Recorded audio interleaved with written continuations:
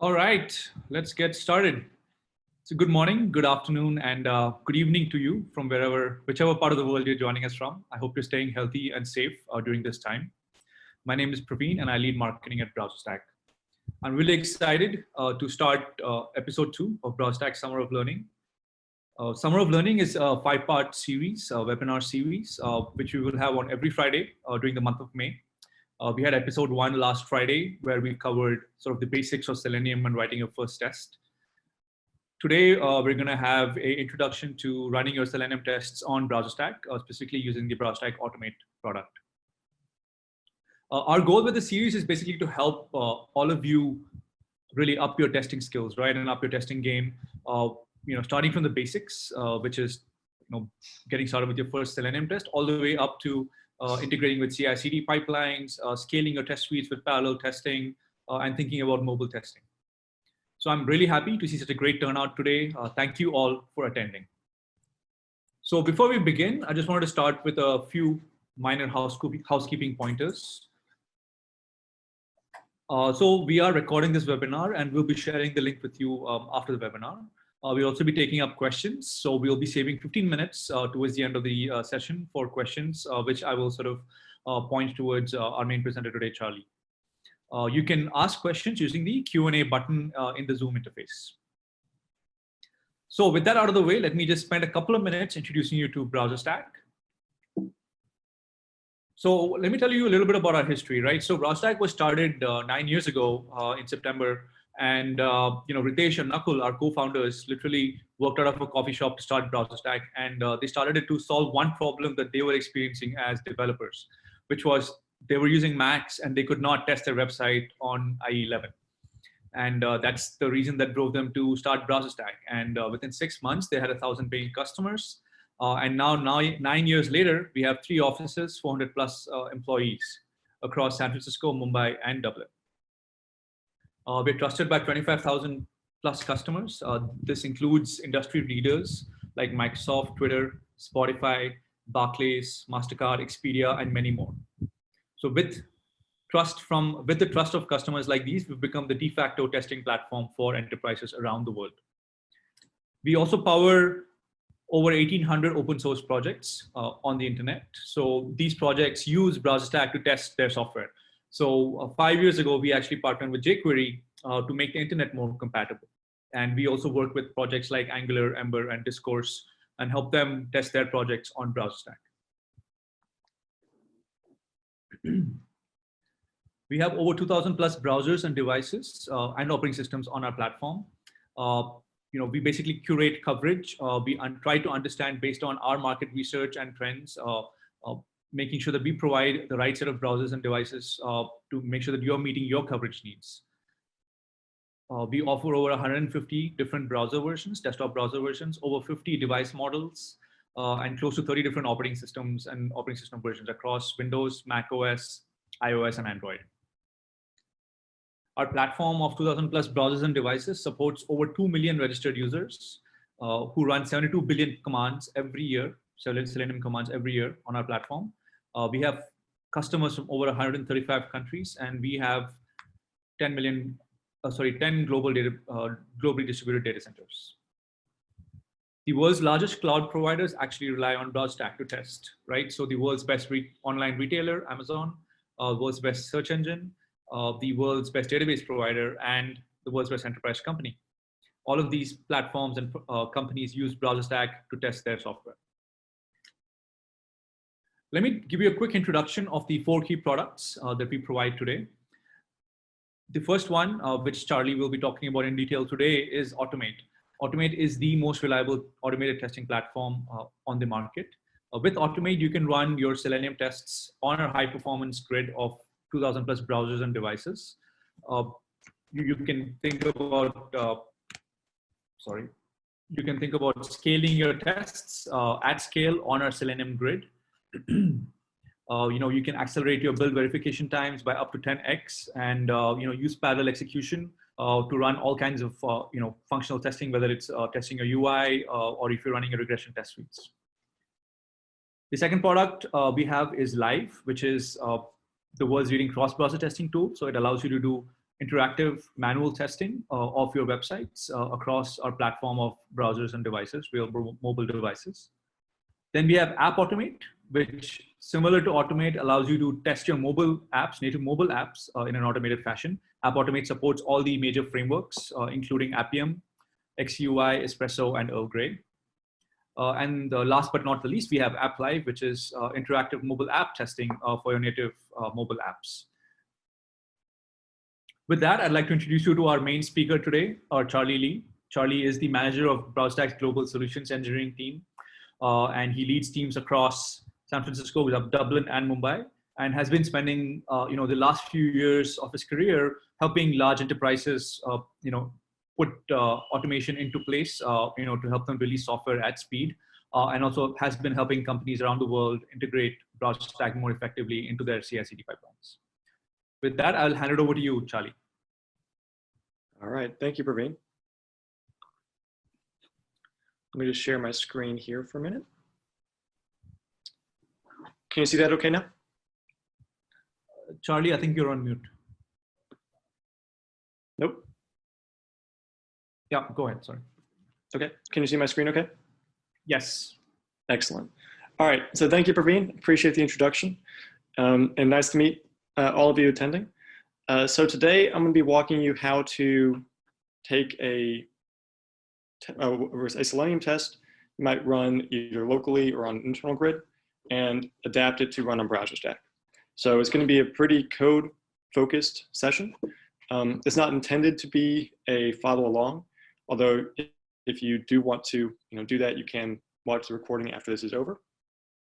But really the goal is to show you all the steps required to adapt your existing Selenium test to run on the BrowserStack grid. And then also, I'm going to be doing everything in Python today, sort of following up on what David was showing us last week. That said, we do support other languages as well, and I'll be able to point out links to that documentation so you can perform the same steps regardless of whatever language or framework you may be using. So with all that said, when we start looking through this, what I'm going to be doing is taking a very simple local Firefox driver and then putting it through all of the steps required to move it to BrowserStack. So the steps are listed out right here. So the first thing we'll be doing is changing it to a remote WebDriver pointing to BrowserStack, exploring the BrowserStack dashboard, using capabilities to configure the test more granularly, testing on mobile devices in addition to desktop browsers, testing against a local private site, and then lastly, running tests in parallel, and then we'll touch on the CI/CD execution environment as well. So with all that being said, let's get started. First thing we're going to be doing is setting up a remote WebDriver. So this is going to be the very first thing you need to do whenever you want to have a test point to BrowserStack. Now, right here we have two example WebDriver initializations. One is a simple Firefox driver that would run on my own laptop. As you can see, we are importing the WebDriver class and then creating a driver for Firefox. Now, whenever you are going to be doing that with BrowserStack, you will need to change this driver to be away from a Firefox driver and to become a remote driver instead. So the way this will end up looking is laid out here in the second screenshot, where we have the WebDriver remote that has two components. The first one is most important at this stage, where we are going to be sending it to the BrowserStack hub. So in this case, we're setting the command executor or URL to the BrowserStack cloud. And then we're also going to be authenticating it with our BrowserStack credentials, which you'll see there as a user and key. In a real world scenario, you'd be using actual username and access key directly in the URL there. And then for this session, we've not enabled any desired capabilities, but we'll touch on that in a minute. So these are the steps you'll always need to do whenever you're switching something to run on BrowserStack. Now, to show off a real example, I have a live code example we can look at right here, just so you can get a sense of it. So the first one, just to illustrate, I'm going to run a Firefox driver locally. So you'll see it'll actually open up the Firefox browser.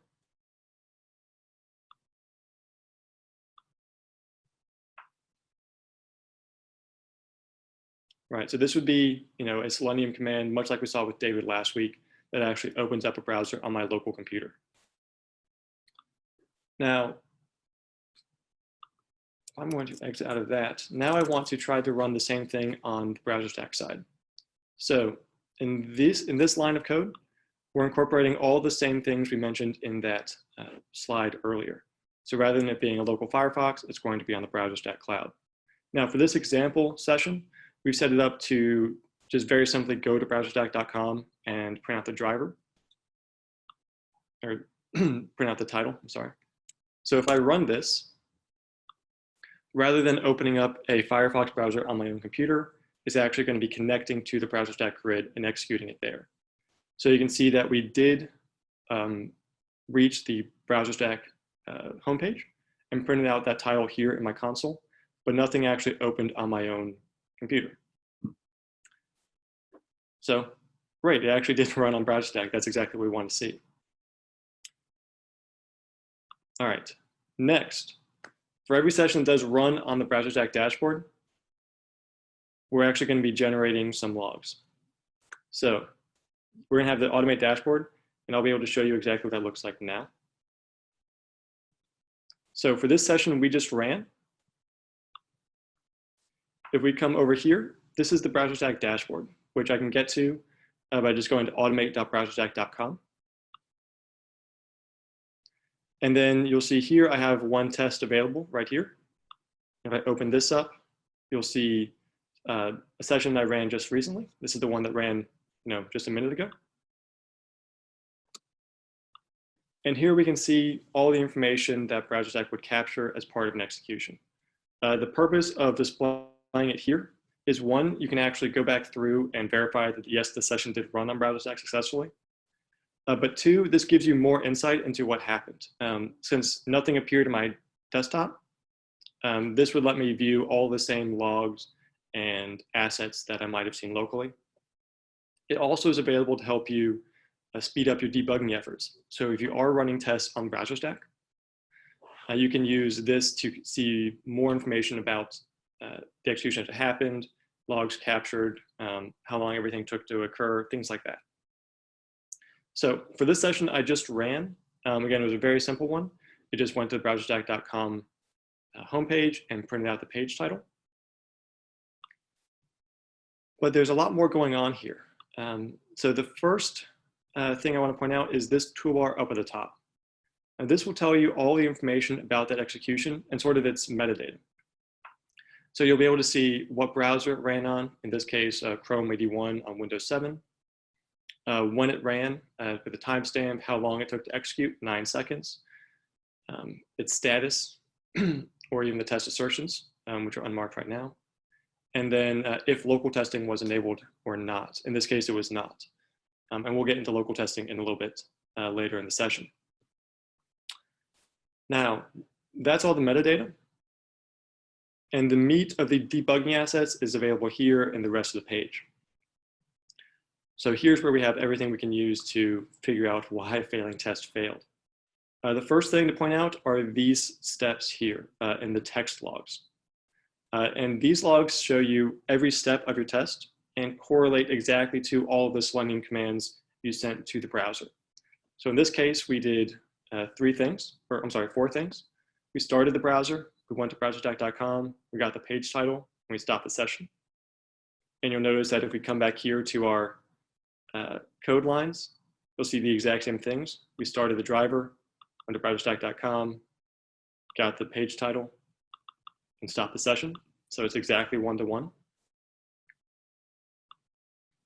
And that's important because you'll be able to see if you have any errors or failures on your test, you'll be able to see exactly what step of your script caused that error or encountered that error. So it's really easy for you to get granular information about where in your test and which action you were trying to perform when the failing test failed. The next most commonly used asset is over here, which is a video recording of the session as it happened as well. So if we play this, you can actually see exactly what happened during my test execution. The reason we would capture this is for essentially recreation purposes. You'll be able to see exactly what was going on in the browser at every step along the way, and be able to have that visibility without having to try to recreate things locally. And it's just a huge time saver. I'd say between these two assets, the text log and the video recording, these are the vast majority of all of our customers use these to pinpoint the cause and fix for the vast majority of their failing tests. However, sometimes there might be something else that's not quite as visible. So we do have a few other log types that are designed to amp up your debugging efforts even more. The first one, which I don't have enabled right here, are the console logs, which will actually record the output to the JavaScript console. So if you do have a single page app or some website with a lot of on-page JavaScript, this will actually let you view any of the output generated in the browser's JavaScript console. So you can see any kind of errors or warnings that might be appearing there. Some of that under the hood stuff might not be visible in the video recording, or it may be a little bit abstracted from the Selenium commands themselves. So this just gives you a little bit deeper insight into what exactly your website was doing. Then the next one we have are the network logs. And these are designed to capture information about the actual network traffic, since we certainly don't have visibility in the video recording for that. So what this will do is actually record all the traffic coming to and from your browser for the duration of the test, and then expose it to you afterwards as a HAR file. And so this will give you access into really granular information about which network commands your browser or your website may have been attempting, and what were the responses for each of those, how long did each one take. And it's a great way to figure out why a certain action might be hanging, or if you're getting blocked by any kind of network conditions elsewhere in your application. And then the last one we have available here are the Selenium logs, which will actually capture the output of the Selenium jar running on the remote terminal. And this is designed to give you some insight into whether or not a failing test failed due to the application, or if there was a Selenium issue that caused it. So it's a little bit lower level insights that can give you more confidence that your test results are fully reflective of your application, rather than whatever tools you're using to test them. And then the last thing we have down here, we have some information around exactly which configurations and capabilities we enabled for this particular session. So in this case, we had very, very few, since we just had a blank capabilities object in our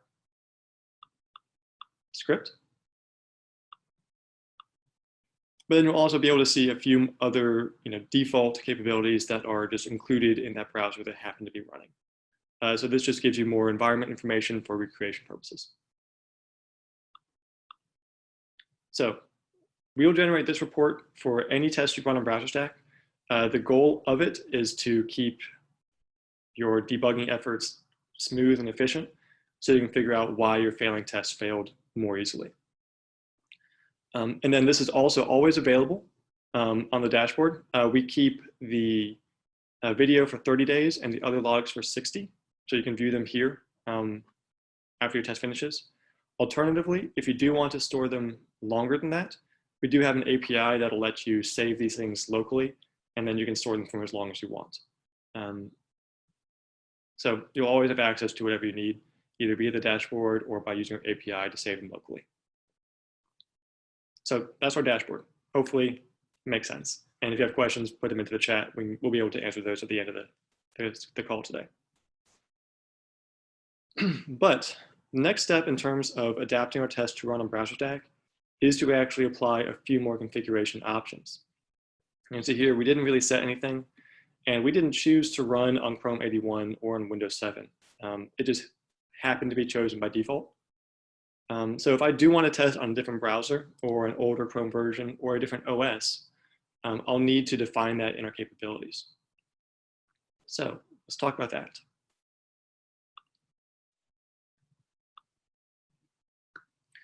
So the capabilities are a native Selenium feature that give you the ability to apply much more granular configuration options when you're launching a driver. So what we're going to be doing is changing this desired capabilities object from a blank one into one that's a little bit more detailed. So here we're going to be adding options including the OS and OS version, the browser. In this case, we're going to be doing Firefox. And then BrowserStack does also support several custom BrowserStack specific capabilities as well. The three I'm going to be showing off right now are the project build and name, but we have several others that will allow for greater debugging options, or maybe to disable a video or enable the console logs or things like that. But it's really easy to add this configuration. We're just going to be putting it directly into this capabilities object. Now, if we look at our script, we'll be able to see this in action right here. So in this stage, I'm actually setting all of those same options I just showed you in the slide: operating system, browser, and then project build and name. And then once I save those into the capabilities object, I'm just going to include that object here as part of my driver launch configuration.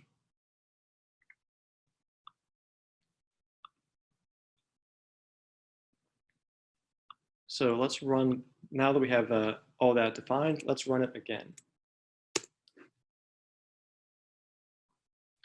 So in this case, when we launch the driver on BrowserStack, rather than assigning a operating system or browser version based on defaults, it's actually going to do it based on whatever I just defined.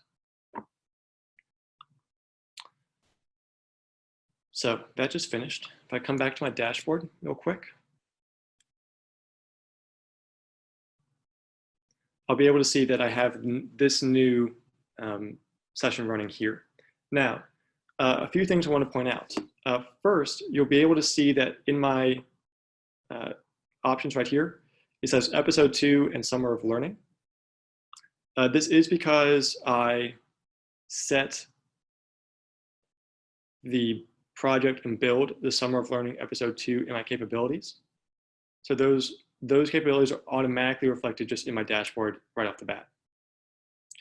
Using these capabilities is a definite best practice I see when people are using BrowserStack, because it certainly lets you organize your tests a little bit more easily.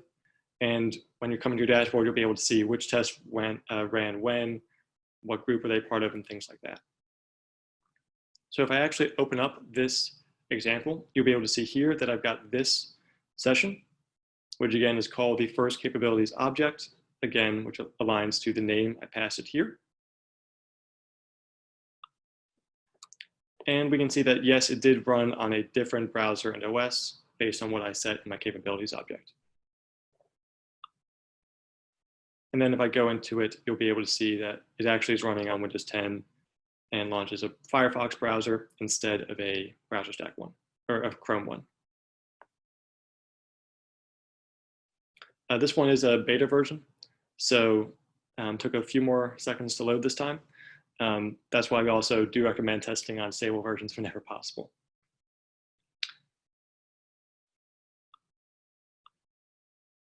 And that is how you would use the capabilities object to actually configure your test whenever you want to run on BrowserStack. You're just going to be doing it right here as part of the driver initialization stage.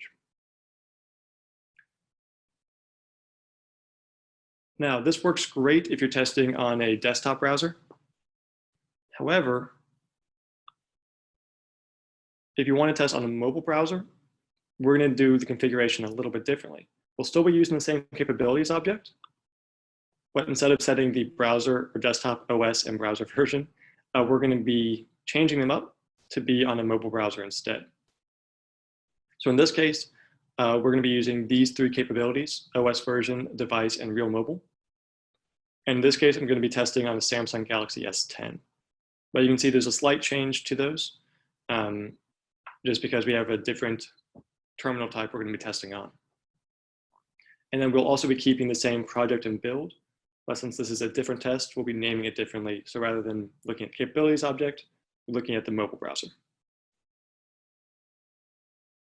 So when that is all implemented, the mobile browser configuration is going to look a lot like this. So if we want to see this in action as well, we'll come down here. And this is the exact script I just showed you, where we have the device real mobile option selected. And then when we run that, it will actually run on a real device. Now, with our mobile testing, all of the tests we run on mobile browsers are going to be running on a real mobile device. There aren't going to be any simulators or emulators. We actually have banks of these phones available in our own data centers. So the one I just tested on was actually a Samsung S10 or Galaxy S10. And if you were there to look at it, you'd actually be able to see the device and screen going. So now that that's finished running, let's take a look at it. Now, because I use the same episode 2 Summer of Learning build capabilities here, in my dashboard, I've actually grouped this new mobile browser into this collection, along with that capabilities object I ran just a few minutes ago. So again, the build capability is a great way just to group your related tests. Now, if I go into this browser, or into this session, dashboard's going to look very, very similar with a couple of differences. One, in the video, obviously, it's a different screen size because it's a mobile device, not a desktop. But you'll be able to see the video happening right here. And then over here, we have the same assets available as well. In this case, we are doing some backend notes, which is why it's an Appium server running on the device. But the interface is going to be exactly the same from your end. All you need to do is change the capabilities to be a mobile device rather than a desktop one. And then you'll be able to see, if we look in the OS and device details up here, that they're now reflective of the Android version and the device I tested on, rather than the Windows or Firefox example we saw earlier. So that's it. It's that easy to run on a real device. You don't need to set up any phone banks or any device labs internally. You can just change out the capabilities in your script, and you'll run the exact same test on a mobile device as opposed to a desktop one, just by switching out some of that configuration.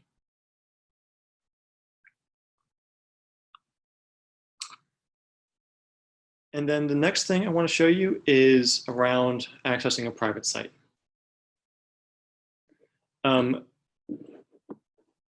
Now, frequently people are testing, or certainly as part of the CI systems, they're going to be testing on private or non-production environments.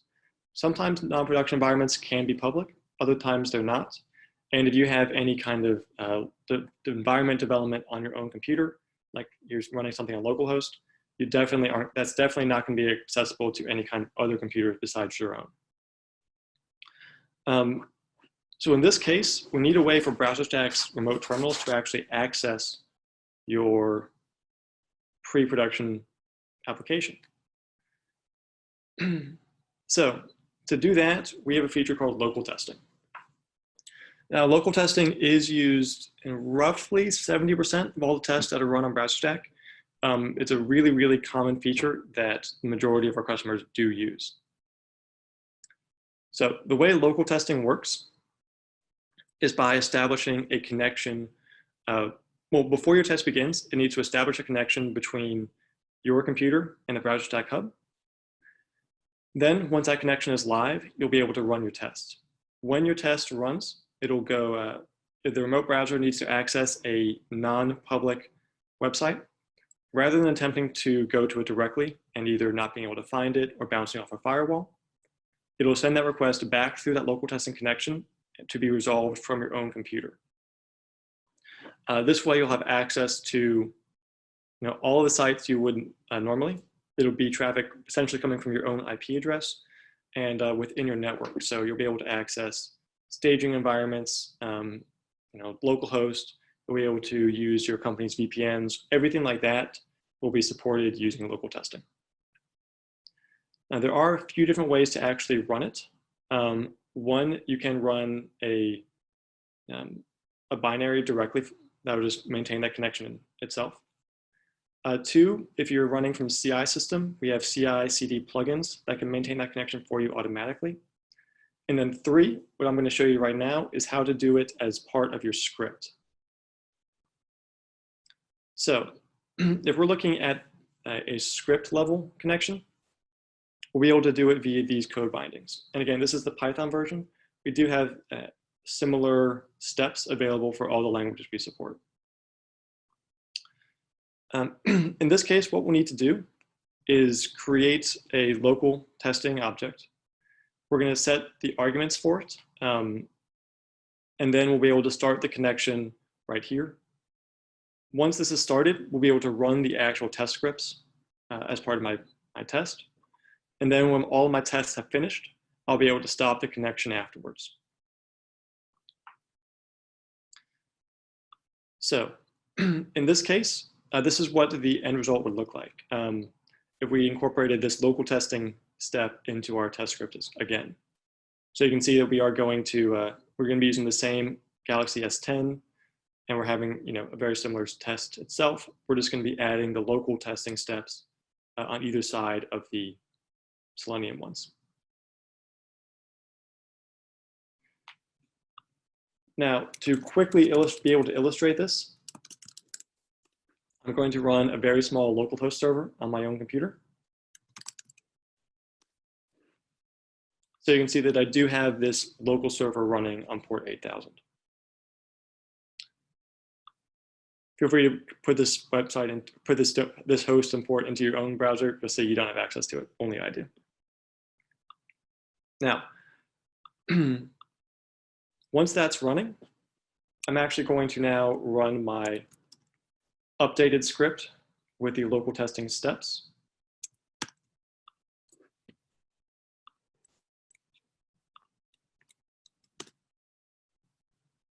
And so what this script is going to do is, again, first thing it'll set up is the local testing connection.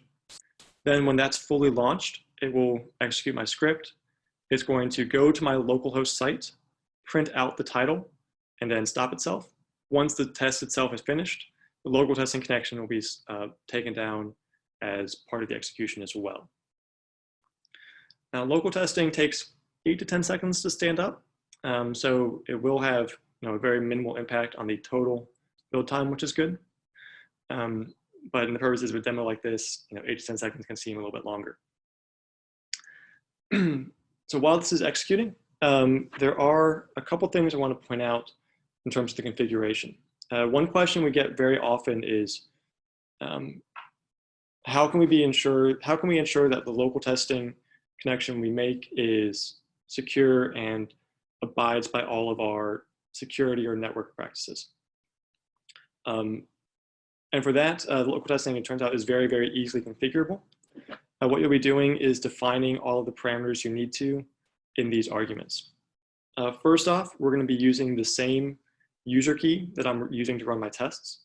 So all of the connections are authenticated at the user level. No one else is able to use your local testing connection to access your sites. Only you have that access. Not even your teammates, it's only you. And then next, local testing can be configured to be very proxy aware. So you can set it up to connect to your, or to route successfully through your company's proxies or network configurations very easily as well. So we can fully abide by whatever security measures you have in place. If you have any questions with that, that's something that me and my team work very often on, ensuring that we do get local testing set up for you successfully and you're able to access the sites you need to. Let's just try running that.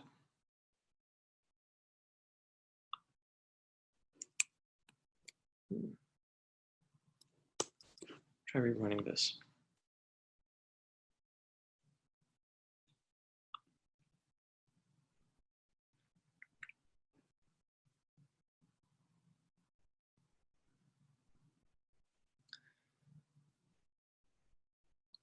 So while this is working to connect, we do have another option just to quickly show it off,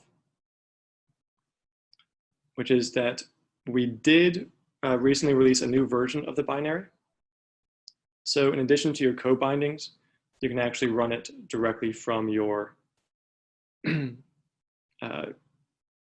computer, which will let you configure it in your browser as well.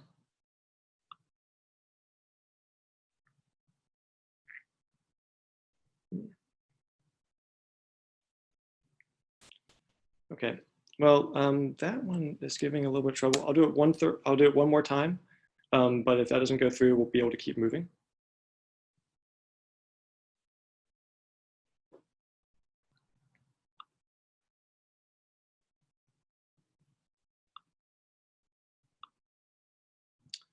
Okay, well,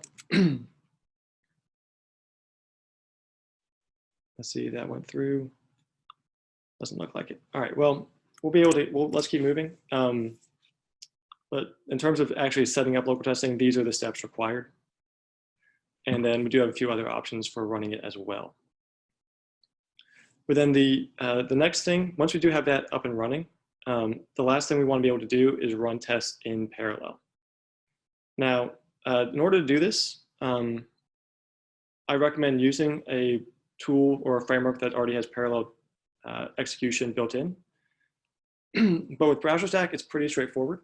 All that parallels mean to us is that you have multiple sessions going simultaneously.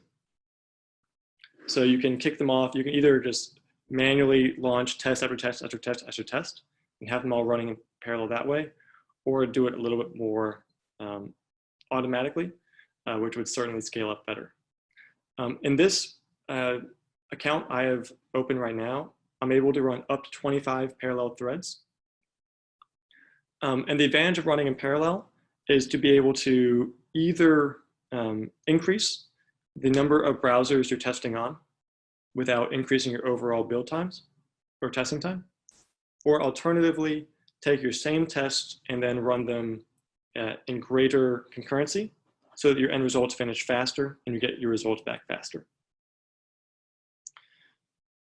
If you do have questions around how many parallels you would need in order to meet your goals, say you want to have all your tests finished within a 10-minute window, we do have tools that will let you do that and figure out exactly how many parallels make sense for you. Now that we've sort of talked about what a parallel test means, let's take a look at how that might work. So what I've done is, if using something like PyTest, I've set this up to be able to have 3 different executions that I can run all in one go. So in this case, we'll have one test that runs on iPhone, one on Android, and one on Windows. And within each of those, we've got the same setup we've seen earlier, where we define the desired capabilities, and then we launch the tests on the BrowserStack hub. We've just done that 3 different times. So in action, we'll have a script that looks a lot like this. This is the full version of what we just saw.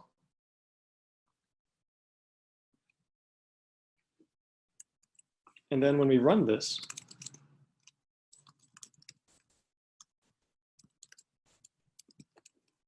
I'm going to set it with the concurrency 3. And you can see there that it's able to spin up 3 different sessions on the BrowserStack dashboard simultaneously. So we've got 3 tests running right there. You know, each one of these is doing the same steps, but doing it on a different configuration. And then when they each finish, the output will be displayed right here.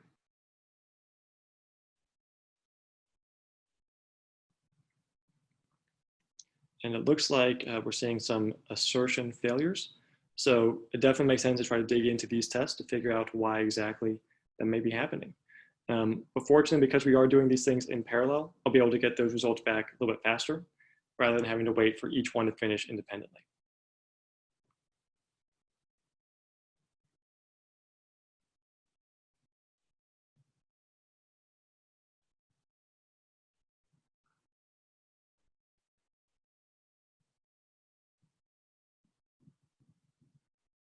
So in this case, we can see that the Windows test failed and the Android test failed. But my iPhone one worked as expected, which is perfect. I definitely know where to go look at next.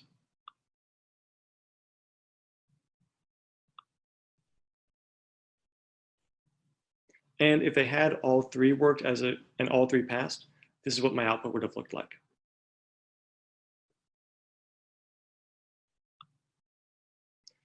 All right, so now that I'm able to run my tests automatically, I'm even able to run them in parallel. The next step in terms of my automation journey would be to run them from a CI/CD platform. Now, if you're new to CI/CD, it stands for continuous integration and continuous deployment, and is a methodology that lets you have all of your tests run automatically on a certain schedule or at certain periods. So you might be able to say, I'd like to have all of these tests run every time my developers commit a change or they attempt to merge it to master. Or maybe you want to have things run over like every night and midnight. It kicks off a new build. So in the morning, you can come in and you'll have all of your new bugs found and you'll have something to work on. In terms of what tools are commonly used for CI/CD, by far the most popular one is called Jenkins, but there's a lot of other options too. Azure DevOps is a growing popularity that Microsoft's offering. There are other tools available as well, like TeamCity, CircleCI, Travis, Bamboo, Atlassian. So a lot of different options, and if this is something that you're new to, I'd recommend just looking at a few of them and seeing if any of them make sense for you. And then regardless of which one you choose, you will be able to run tests on BrowserStack. In addition to just running the scripts themselves and having everything within the script, we do have plugins available for all the most commonly used CI systems that just automate a few of the BrowserStack features. First thing they do is they will actually store your username and access key credentials that we used in our, we used to launch a driver in that hub URL, as well as to launch a local testing connection.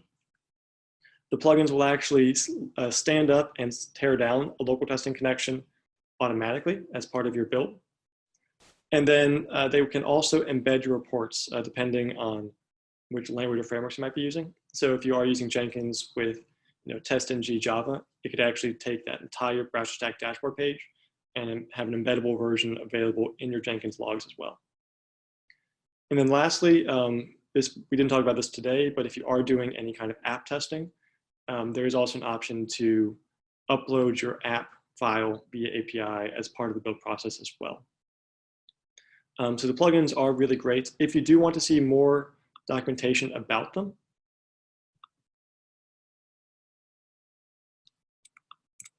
we do have our CI/CD page, which has information about all of our various plugins.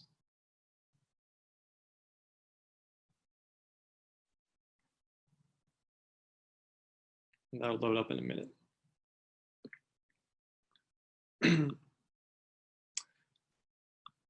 In terms of running CI/CD at scale, that's actually going to be the purpose of our session next Friday. This will be with Derek Ross, who's one of our lead solutions engineers out of the San Francisco office. And he'll be going into how to build out your CI pipelines to really help you get more consistent and scalable builds.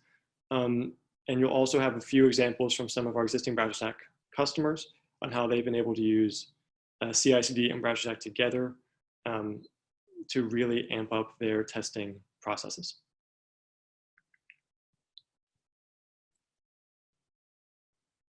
So that covers everything I want to talk about today. Hopefully you were able to see all the steps required in taking a simple or local Selenium test and how to modify it to run on BrowserStack.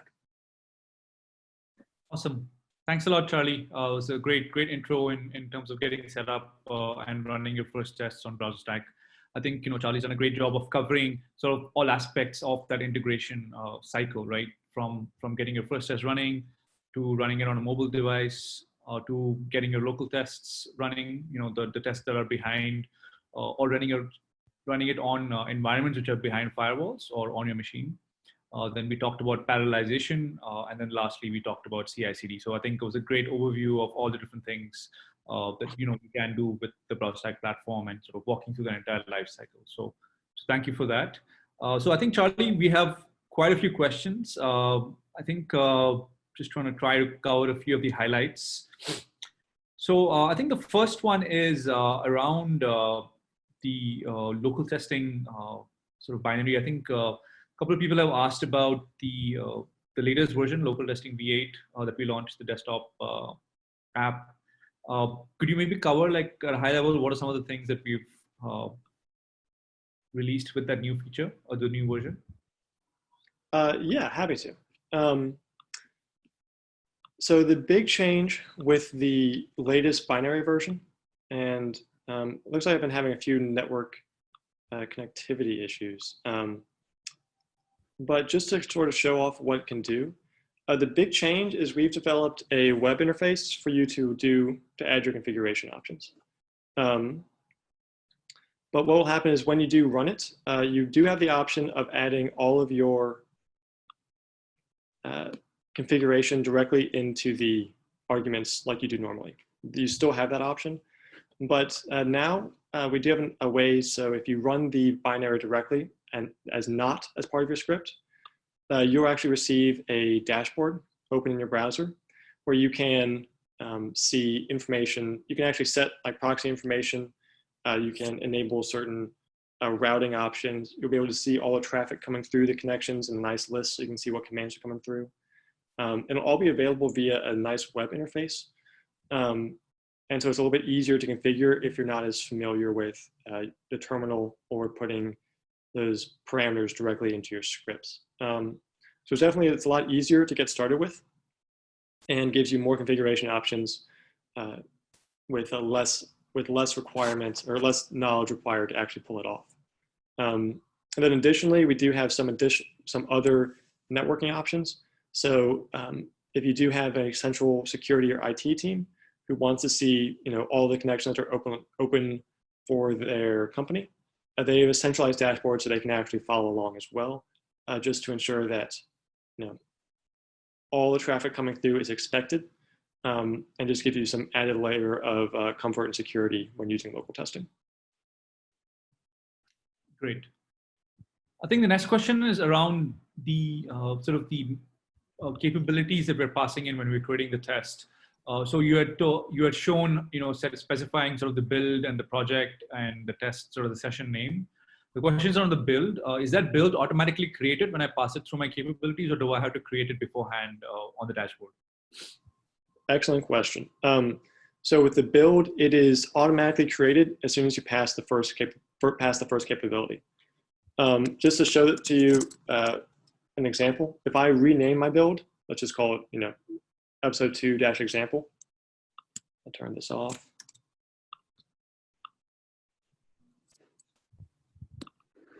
If I ran this now,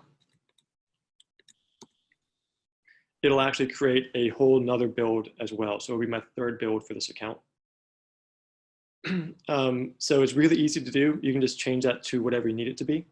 In terms of the build, properly using the build capability, I'd say is a must-have if you're using BrowserStack. What I've seen be successful is using something, either a CI/CD build ID or a build number or like a timestamp. That way you can say that these are the tests I ran at 10 a.m. Friday, May 8th. And all the tests you ran as part of that build at that time will be included right there. Or if you're doing it from Jenkins, just using the Jenkins build number as the build ID. That way, if you do come to the dashboard, all of the tests for that build are going to be nicely organized, and you'll be able to more easily see which builds passed and which ones failed and when. That's definitely a huge must-have, and that's something I recommend to all of our users. Additionally, with the capabilities, if you do have any questions about how to properly define them, either you're not sure, do I call it a Galaxy S10 or a Samsung Galaxy S10, things like that. We do have this capabilities page in our website where you can select, it's basically a little widget, so you can select whatever you need to and choose your exact configuration, and then we'll have this generator create the exact capability object you would need. So we've been using Python, so let's do that. And let's test on, I'm not sure, we'll do OS X Catalina, Safari 13, that sounds good. I want to make sure I'm using my Jenkins build number, 123, as my build ID. And you can see this tool over here actually generates the exact capabilities object I would need. So it's really easy just to get the exact configuration you want to use. And then in addition to this widget, we also have a list of all of the supported capabilities we do use, what are the available options and when you're enabling it, and what the defaults are. So this page gives you all of the capabilities visibility you would ever need.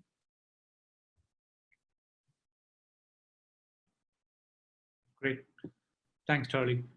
I think the next question is around the ability to test on multiple devices and browsers. So, talking about parallel testing.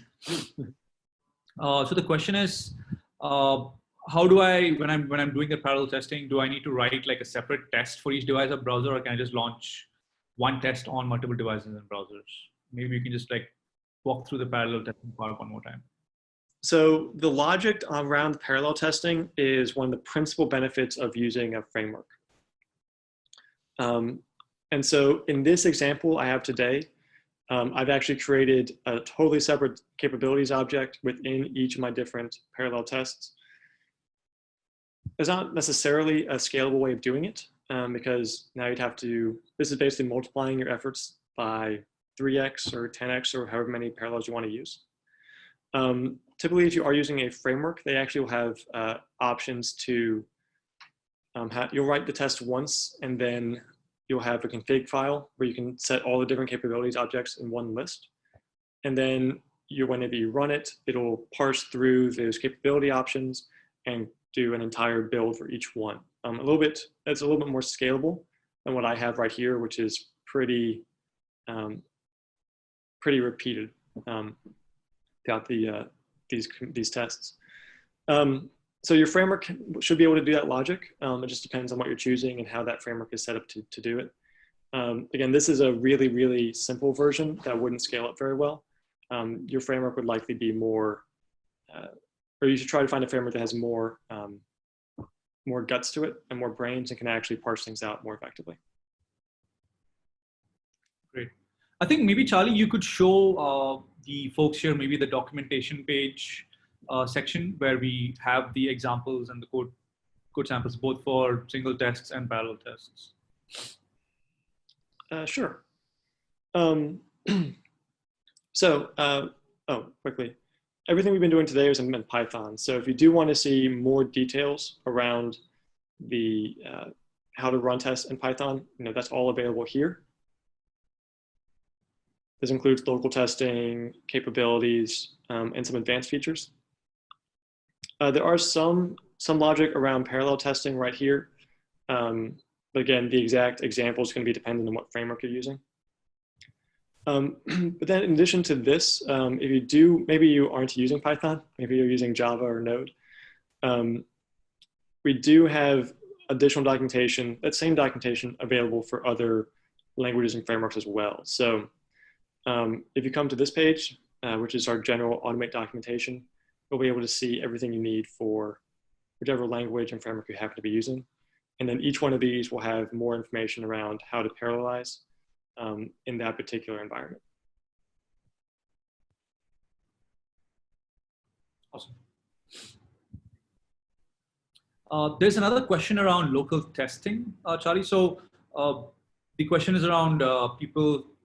This user has IP restrictions in terms of users logging in and accessing the website or the web app.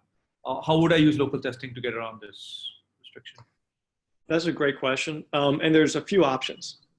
With local testing, you can route all the traffic back through your own computer, which would essentially be using your own IP address to access your site.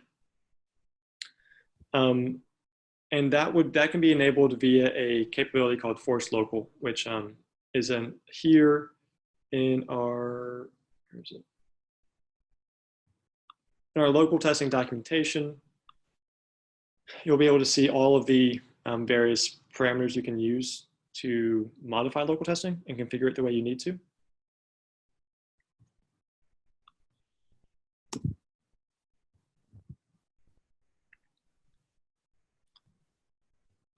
Yeah, listed here in the flags. So this will have all the information you need. If you have IP-based options, this force local modifier is a great one. And then in addition to that, if for whatever reason you can't use local testing, we do have options to actually route traffic for your test through our static IP range. So we can give you some of our IPs. That's an option available to our enterprise customers. So you can basically whitelist our IP addresses and provide access to your environment directly. So in that case, you don't need to use local testing at all. So those are the two best ways to do that. Awesome.